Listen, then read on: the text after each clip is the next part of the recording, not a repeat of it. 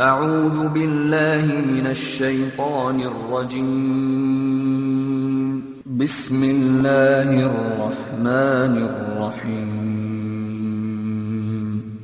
الله نور السماوات والأرض مثل نوره كمشكاة فيها مصباح المصباح في زجاجة الزجاجة كأنها كوكب دري يوقد من شجرة مباركة بسم الله الرحمن الرحيم الحمد لله رب العالمين الصلاة والسلام على سيد المرسلين وعلى آله وصحبه وسلم.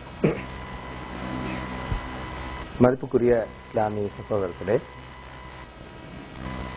நாங்கள் வெள்ளிக்கிழமை இந்த வகுப்பு தொடரில் இன்று இறை தூதர் ஸல்லல்லாஹு அலைஹி வஸல்லம் அவர்களை புரிந்து கொள்வோம் என்ற தலைப்பிலே ஸல்லல்லாஹு அலைஹி வஸல்லம் அவர்களை ஓரளவாவது மேலோட்டமாகவாவது புரிந்து கொள்வதற்கு நாங்கள் முயல்கின்றோம். அடிக்கடி இடைக்கிடை ஞாபகப்படுத்த வேண்டிய அல்லது புரிந்து கொள்ள வேண்டிய தூதர் தான் ஸல்லல்லாஹு அலைஹி வஸல்லம் அவர்கள். எங்களுடைய நம்பிக்கையோடு சம்பந்தப்பட்ட ஒரு பகுதி அது. லா இலாஹ இல்லல்லாஹ் முஹம்மதுன் ரசூலுல்லாஹ் என்று நாங்கள்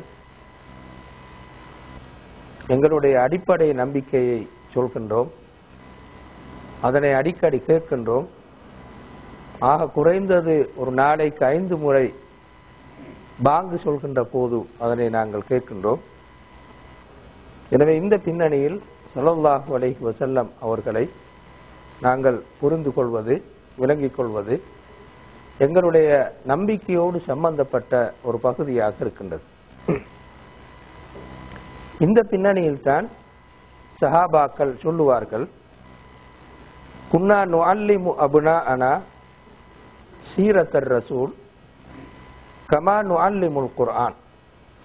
நாங்கள் எங்களுடைய பிள்ளைகளுக்கு அல் குர்ஆனை படித்துக் கொடுப்பது போன்று அல்லாஹ்வுடைய தூதரின் வரலாற்றையும் படித்துக் கொடுப்போம்.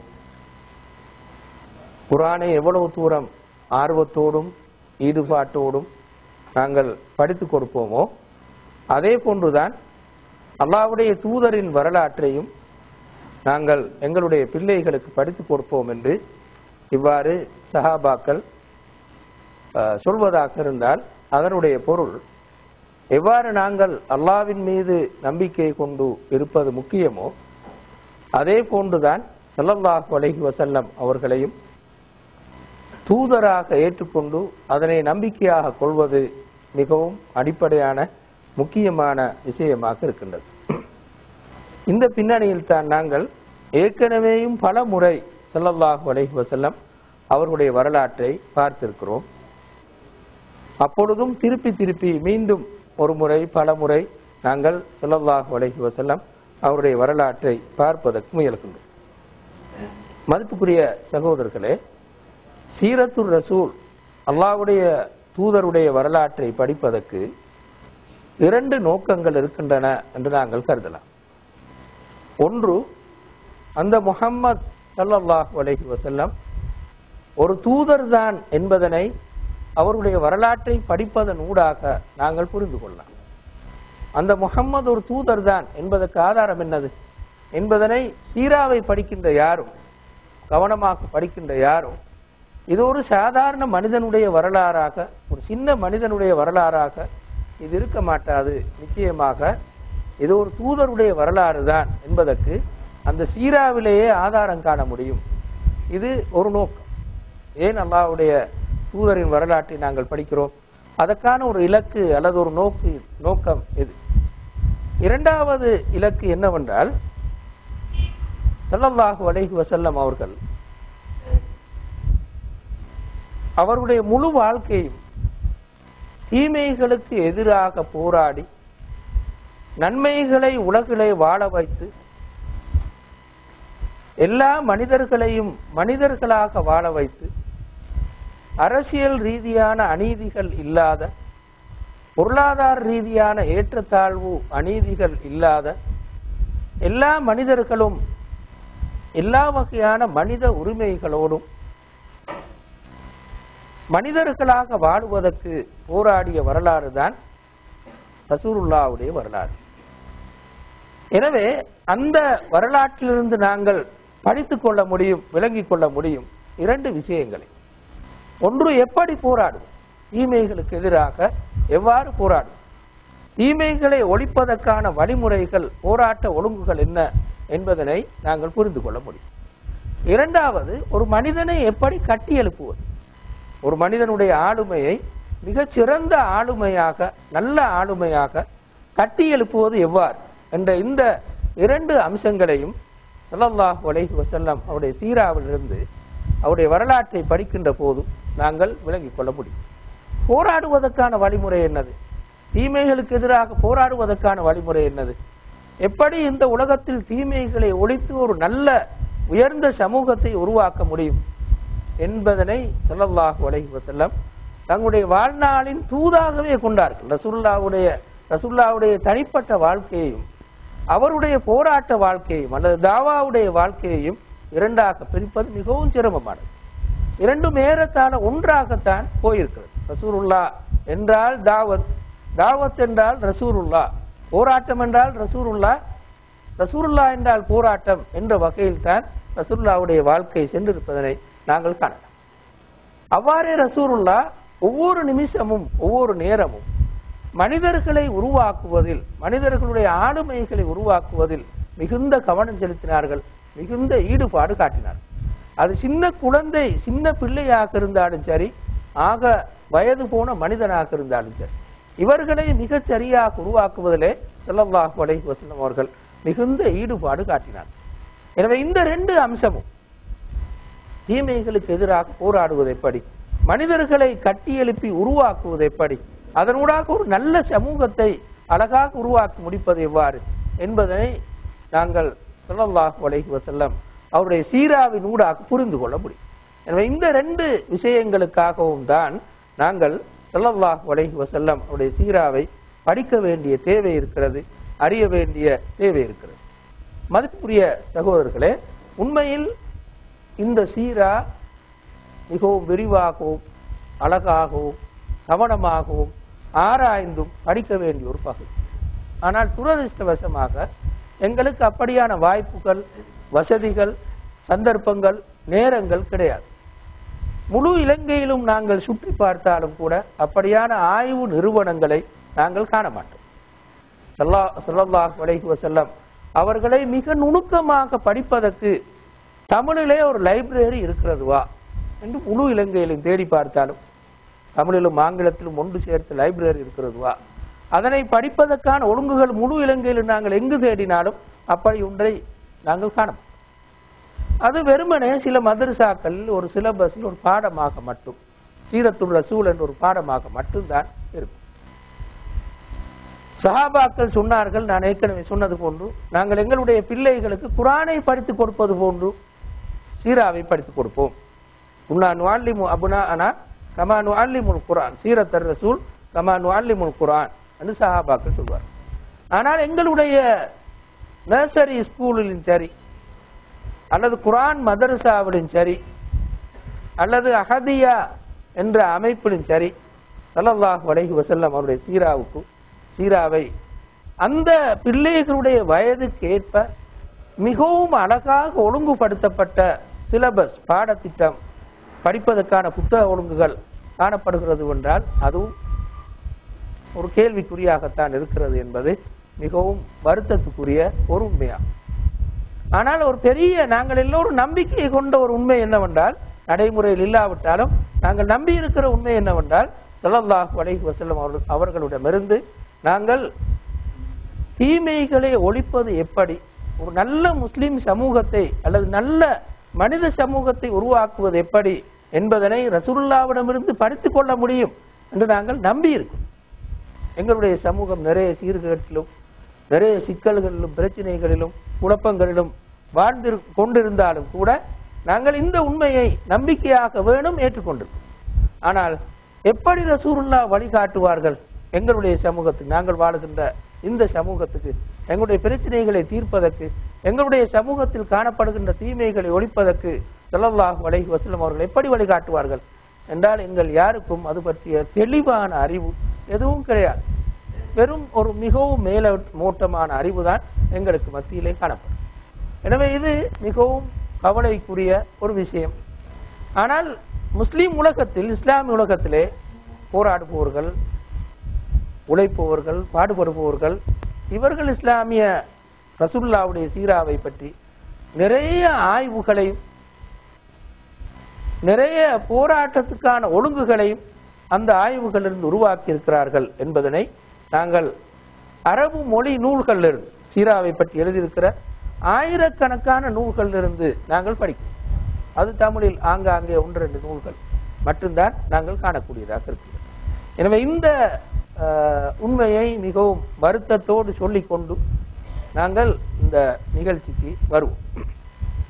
மதிப்புக்குரிய சகோதரர்களே, ஸல்லல்லாஹு அலைஹி வஸல்லம் அவர்களை மீலாது விழா கொண்டாடுவது என்ற நோக்கில் நாங்கள் இங்கே மீலாது விழா காலப்பிரிவில் இந்த தலைப்பை எடுத்திருக்கிறோம் என்று நினைக்காதீர்கள். நாங்கள் உண்மையில் ஸல்லல்லாஹு அலைஹி வஸல்லம் அவர்களை நினைவுபடுத்துவதற்கான ஒரு சந்தர்ப்பமாக மட்டும்தான் இதனை கருதுகின்றோம். விழா ஒன்று போட்டு அதனை இபாதத்தாக கருதி பரக்கத்து தரும் என்று கருதி ஒரு மீலாது விழாவை கொண்டாடினால்தான் அது பாவகாரியமாக அல்லது பித்அத்தாக அமைய முடியும். அப்படி ஒன்றும் இல்லாமல் ரசூலுல்லாஹ்வை விளங்குவதற்கான ஒரு சந்தர்ப்பமாக, அவர்களை புரிந்து கொள்வதற்கான ஒரு சந்தர்ப்பமாக, அவர்கள் பிறந்த நாட்களில் அல்லது பிறந்த மாதத்தில் நாங்கள் இப்படி நடத்தினால் பல இமாம்களுடைய கருத்துப்படி, இமாம் நவவி, இமாம் இப்னு ஹஜர் அஸ்கலானி போன்ற பல இமாம்களுடைய கருத்துப்படி அது ஆகுமான ஒரு செயல். அது ஒரு வணக்கமாக கொள்ளப்படுவதில்லை, மாற்றமாக அது ஒரு ரசூலுல்லாஹ்வை விளங்குவதற்கான ஒரு ஒழுங்காக கொள்ளப்படுகின்றது என்ற அடிப்படையில் தான் நாங்கள் இங்கே ஸல்லல்லாஹு அலைஹி வஸல்லம் அவர்களை இப்படி சொல்வதற்கு முயல்கிறோம். மிகவும் விரிவாக படிப்பது அல்ல, மிகவும் மேலோட்டமாக சில உண்மைகளை மட்டும் நாங்கள் இங்கே சொல்வதற்கு முயலுகின்றோம். மதிப்புக்குரிய சகோதரர்களே, ஸல்லல்லாஹு அலைஹி வஸல்லம் அவர்கள் எப்படியான மனோநிலை கொண்டவர்கள் என்பதற்கு ஒரு உதாரணத்தை சொல்லி அதிலிருந்து நாங்கள் வரும். ஹுதைஃபா இப்னுல் யமானி ரலியல்லாஹு அன்ஹு அறிவிக்கிறார்கள், நான் ஒரு முறை ஸல்லல்லாஹு அலைஹி வஸல்லம் அவர்களுக்கு பின்னால் நின்று இரவு தொழுதேன். அப்போது ஸல்லல்லாஹு அலைஹி வஸல்லம் அவர்கள் தொழுகையில் ஆரம்பத்தில் சூரத்துல் பக்கராவை ஓத ஆரம்பித்தார்கள். ஃபாத்திஹாவின் பிறகு சூரத்துல் பக்கராவை ஓத ஆரம்பித்தார்கள். ஓதி முடித்ததன் பிறகு ஸல்லல்லாஹு அலைஹி வஸல்லம் அவர்கள் சூரத்து நிசாவை திரும்ப ஓதினார்கள். அதே ரக்காத்தில், அதே ஒரு ரக்காத்தில் சூரத்து நிசாவை திரும்ப ஓதினார்கள். சூரத்து நிசாவை ஓதி முடித்ததன் பிறகு அதே ரக்காத்தில் சூரத்து ஆல இம்ரானை ஓதினார். இப்படி ஓதுகின்ற ஒவ்வொரு நேரத்திலும் ஓதுகின்ற அந்த வசனத்திலே பிரார்த்தனைக்குரிய ஏதாவது ஒரு இடம் வந்தால் நின்று பிரார்த்திப்பார், அந்த இடத்தில் நிறுத்திவிட்டு பிரார்த்திப்பார். பாதுகாப்பு தேட வேண்டிய ஒரு இடம் வந்தால் அந்த இடத்தில் பாதுகாப்பு தேடுவார். அல்லாஹ்விடத்திலே கேட்பதற்கான ஒரு சந்தர்ப்பம் என்ற ஒரு வசனம் ஓதுகின்ற வசனத்தில் இடையிலே வருமாக இருந்தால் அப்படி அவர்கள் கேட்பார். இப்படித்தான் ஓதி முடித்தார்கள் அந்த 3 சூறாக்களை, பக்கரா, நிசா, ஆல இம்ரான். குர்ஆனிலே இருக்கிற ஆக பெரிய சூறாக்கள் 286 200 சொச்சம் ஆயத்துகளை கொண்ட சூறாக்கள் தான் அந்த 3 சூறாக்கள். அப்படி ஓதி முடித்துவிட்டு ருக்குவுக்கு போனார். ருக்குவில் எவ்வளவு நேரம் இருந்தார்கள் என்றால், எவ்வளவு நேரம் அந்த 3 சூறாக்களை ஓதுவதற்கு நிலையிலே போனதுவோ அவ்வளவு நேரம் ருக்குவில் இருந்தார். பிறகு சமி அல்லாஹு லிமன் ஹமிதா என்று வந்தார், அதிலும் அதே அளவு நேரம் இருந்தார். பிறகு சுஜூதுக்கு போனார், அதிலும் அதே அளவு நேரம் இருந்தார். இப்படி 4 ரக்காத்துகள் தொழுதார். இது இப்ப 50 வயசுக்கு போறோம் அல்லது 53 வயசுக்கு பிறகு பின்னால் காலப்பிரிவில் ஸல்லல்லாஹு அலைஹி வஸல்லம் அவர்கள் இவ்வளவு தூரம் ஆழ்ந்து தொழுதார் என்கிறால் யாராலும் அந்த தொழுகைக்கு நின்று பிடிக்கிறது மிகவும் சிரமம். யாருமே நின்று இருக்க மாட்டோம். ஆனால் ஸல்லல்லாஹு அலைஹி வஸல்லம் அவர்கள் அவ்வளவு நேரம் தொழுதார்.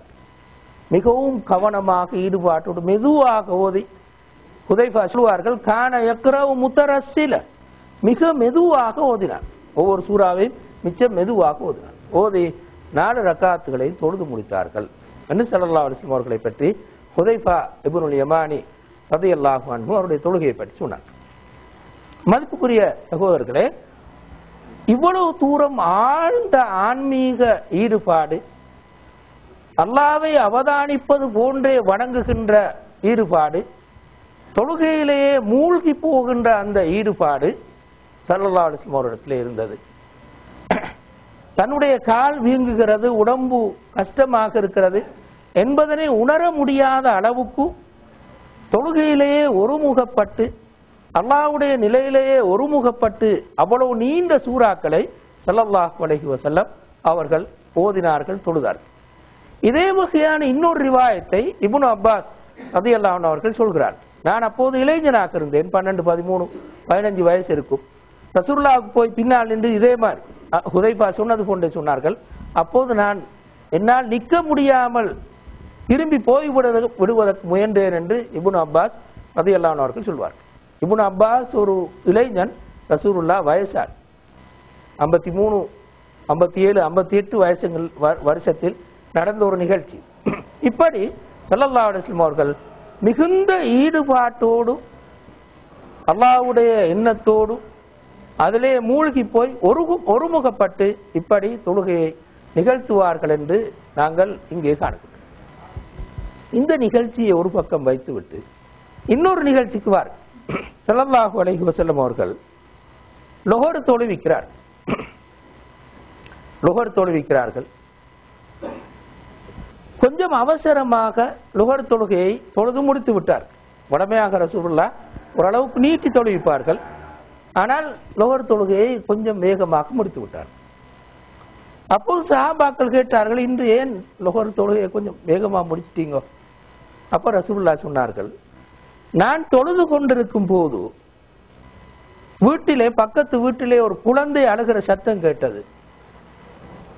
அந்த குழந்தையுடைய தாய் தொலை வந்திருக்க முடியும், அந்த தாய்க்கு கஷ்டமாக இருக்கும், எனவே நான் தொழுகையை அவசரமாக முடித்தேன். இதான் ரசூலுல்லாஹ். 2 மனிதர், ஒன்று ஆன்மீக ரீதியாக அல்லாஹ்விலேயே மூழ்கி போன, அல்லாஹ்வுடைய எண்ணத்திலேயே மூழ்கி போன மனிதர், ஆனால் மனித பிரச்சனைகளை புரிந்து கொண்ட மனிதர், மனிதர்களுடைய உணர்வுகளையும் பிரச்சனைகளையும் புரிந்து கொண்ட மனிதர். தொழுகையில் தன்னுடைய கண் குளிர்ச்சி இலக்கு குர்ரத்து ஐனி ஃபிஸ்ஸலா, தொழுகையிலே என் கண் குளிர்ச்சி இருக்கிறது என்று சொல்லி தொழுகையிலே ஈடுபட்டு மூழ்குகின்ற உயர்ந்த ஆன்மீக பக்குவம் கொண்ட அதே மனிதர் தான் ஒரு குழந்தை அழுவதன் காரணமாக தாய்க்கு கஷ்டமாக இருக்கும் என்று அதே தொழுகை, எந்த தொழுகையில் மிகவும் ஆழ்ந்த ஈடுபாடும் வேறெந்த பொருளையும் தொழுகைக்கு மேல் மதிக்காத போக்கும் கொண்ட ரசூலுல்லாஹ் இருந்தார்களோ அதே ரசூலுல்லாஹ் அந்த பிள்ளையின் அழுகைக்காக தொழுகையை சுருக்கி பிடித்தார். இதுதான் அல்லாஹ்வுடைய தூதர். அதாவது அல்லாஹ்விலேயே மூழ்கி போகும், ஆன்மீக ரீதியாக இந்த உலகத்தையே மறந்து, சுற்றுச்சூழலையே மறந்து, முழுக்க முழுக்க ஆன்மீக ரீதியாக மூழ்கி போகும் அதே மனப்பக்குவம் அந்த உயர்ந்த ஆன்மீக இன்பத்தை தியாகம் செய்து ஒரு குழந்தைக்காக அல்லது குழந்தையின் தாய்க்காக தியாகம் செய்கிற அந்த மனித பக்குவம், இந்த 2ம் கொண்டவர்கள் தான் ஸல்லல்லாஹு அலைஹி வஸல்லம் அவர்கள் என்று நாங்கள் ரசூலுல்லாஹ்வுடைய வரலாற்றிலே பார்க்கிறோம். மதிப்புக்குரிய சகோதரர்களே, இப்படி 2 வித்தியாசமான, அதாவது 2ஐயும் உண்டாக சேர்ப்பது கஷ்டம் என்று நாங்கள் நினைப்போம். ஒன்று சூஃபியாக இருப்பான், இந்த உலகத்தோட தொடர்பு இருக்க மாட்டாது, அல்லது உலகத்திலே மூழ்கி இருப்பான், அவனுக்கு ஆன்மீக பகுதியை பற்றி எந்த அறிவும் அல்லது ஈடுபாடும் இருக்காது என்ற இந்த 2 நிலைகளுக்கும் இடையில் வேறுபட்ட கோணங்களை ஒன்றுக்கு இணைத்து வாழ்ந்தவர்கள் தான் ஸல்லல்லாஹு அலைஹி வஸல்லம் அவர்கள் என்று ரசூலுல்லாஹ்வுடைய வரலாற்றிலே நாங்கள் பார்க்கிறோம். எனவே மதிப்புக்குரிய சகோதரர்களே, அப்படியான ஒரு பெரிய மனிதனைத்தான் நாங்கள் ஈமான் கொள்கிறோம், பின்பற்றுகிறோம். ஆனால் துரதிர்ஷ்டவசமாக அவரை பற்றி சரியாகவும் நுணுக்கமாகவும் நாங்கள் அறிந்து கொள்ளவில்லை, புரிந்து கொள்ளவில்லை. அதுக்கான சந்தர்ப்பங்களும் வாய்ப்புகளும் உள்ள நிறுவனங்களோ ஒழுங்குகளோ எங்களுக்கு மத்தியில் கிடையாது என்பதுதான் மிகவும் பரிதாபத்துக்குரிய அல்லது கவலைக்குரிய விஷயமாக அமைகின்றது. இங்கே நாங்கள் கொஞ்சம் ரசூலுல்லாஹி ஸல்லல்லாஹு அலைஹி வஸல்லம் அவர்களை பற்றி கொஞ்சம் விளங்குவதற்கு முயலும். ஸல்லல்லாஹு அலைஹி வஸல்லம் அவர்கள் பிறந்த பகுதியை நாங்கள் பார்த்தால் மக்கா என்று சொல்வோம். மக்கா உலகின் அமைவிடம் இது என்பது எல்லோருக்கும் நன்கு தெரியும். அந்த அமைவிடத்தை பற்றி நாங்கள் என்ன சொல்வோம் என்பது பற்றி இப்போது நாங்கள் பார்ப்போம்.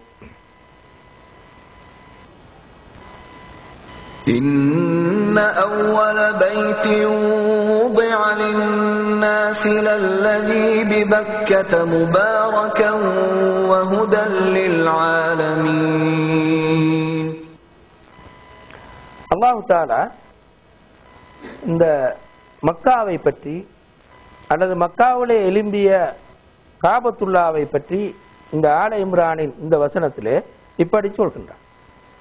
மனிதர்களுக்காக முதலில் அமைக்கப்பட்ட பள்ளி அல்லது அல்லாஹ்வுடைய வீடு மக்காவில் இருக்கிற வீடாகும். இன்ன அவ்வள பைத்தின் உதிஅ லின்னாஸ் லல்லதீ பிபக்கத, மக்காவில் இருக்கின்ற வீடாகும். அது முபாரக்கன், பரக்கத் நிறைந்ததாக, வளம் நிறைந்ததாக இருக்கிறது. வஹுதன் லில் ஆலமீன், உலகத்தாருக்கு அது ஒரு வழிகாட்டியாகவும் இருக்கிறது என்று அல்லாஹு தஆலா இங்கே சொல்கிறார். இதனுடைய பொருள் என்னவென்றால், முதலாக உருவாகிய பள்ளி, மனிதர்களுக்கு முதலாக உருவாகிய பள்ளி மக்காவில் இருக்கின்ற அந்த காபத்துல்லா தான் என்று அல்லாஹ் சொல்வதிலிருந்து நாங்கள் என்ன விளங்கிக் கொள்கின்றோம்? மனித சமூகத்தின் தோற்றம், முதலாவது மனித சமூகம் தோன்றியது இந்த மக்கா என்ற இந்த பிரதேசத்தில் தான் என்பதனை இதிலிருந்து நாங்கள் புரிந்து கொள்கின்றோம். எனவே உலகின் முதலாக மனித சமூகம் எங்கு தோன்றியதுவோ அதே இடத்திலிருந்துதான் மனித சமூகத்துக்கான இறுதி தூதரும் வருகின்றார் என்ற உண்மையைத்தான் அல்லாஹு தஆலா நாங்கள் ஏற்கனவே பார்த்த அந்த சூரத்து ஆல இம்ரானில் வருகின்ற வசனத்திலே சொல்லி காட்டுகிறார். ஏன்